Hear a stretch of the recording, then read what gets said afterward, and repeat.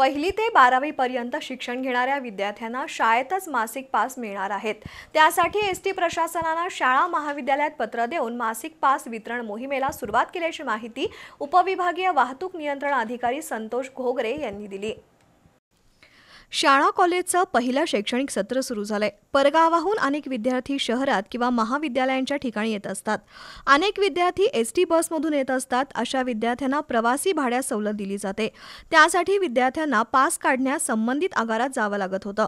विद्यार्थ्यांचा हा वेळ कमी व्हावा आणि त्यांना शाळा आणि कॉलेजमध्ये प्रवासी पास उपलब्ध व्हावेत अशी सोय एसटी महामंडळानं केली आहे। त्याचा लाभ विद्यार्थ्यांनी घ्यावा असं आवाहन उपविभागीय वाहतूक नियंत्रण अधिकाऱ्यांनी केलंय। प्रथमतः ह्या वर्षी एसटी महामंडळाने शाळा आणि महाविद्यालयात प्रत्यक्ष जाऊन तिथे पास वितरित करण्याची योजना आखलेली आहे। त्या पद्धतीने कोल्हापूर जिल्ह्यामध्ये आपण राधानगरी, बुदरगड असेल, इतर म्हणजे जिल्ह्यातील एकूण 12 तालुक्यांमध्ये ज्या शाळा आहेत, महाविद्यालय आहेत, तिथे जाऊन प्रत्यक्ष पास वितरित करण्याची योजना आखलेली आहे। त्या पद्धतीनं सध्या 14 तारखेपासून 12 आगारांचे आगार व्यवस्थापक, तिथले स्थानक प्रमुख, वाहतूक नियंत्रक आगारात जाऊन आगारातून शाळेत जातात आणि तिथे प्रत्यक्ष भेटी देतात आणि योजनांची माहिती देतात, पासाची माहिती देत आहेत आणि जास्तीत जास्त शाळेमध्ये पास वितरित करण्याचं नियोजन केलेलं आहे।